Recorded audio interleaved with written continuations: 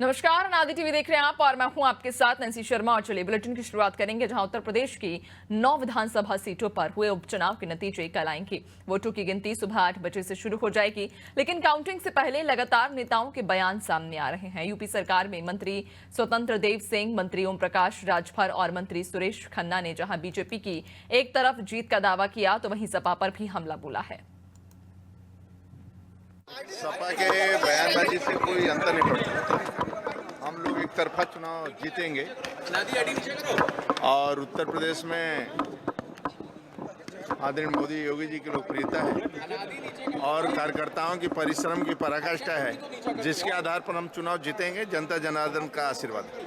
आप लोग तो देखे हैं सपा की गुंडागर्दी, 17 के पहले की स्थिति देखे हैं, कैसे गुंडागर्दी होती थी। आप स्वयं घूम रहे थे।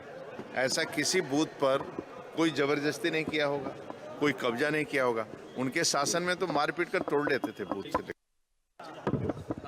देखिए, नतीजों का रिजल्ट ये है कि जनता जानती है कि विकास रूपी दूध जनता को चाहिए, तो विकास रूपी दूध सत्ता पक्ष से ही मिलेगा।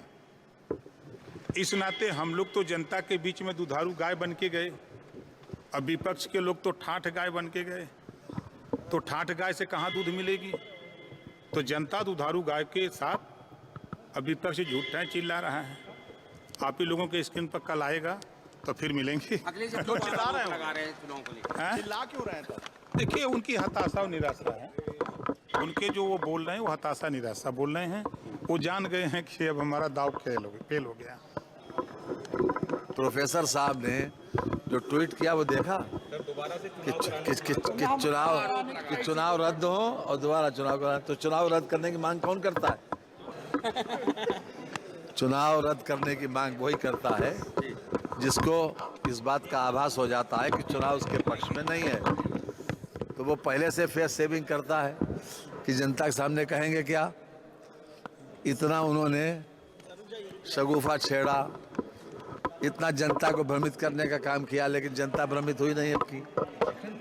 अब की 9 की 9 सीटें हम जीत रहे हैं। ये कल देख लेना, 9 सीटें हम जीत रहे हैं।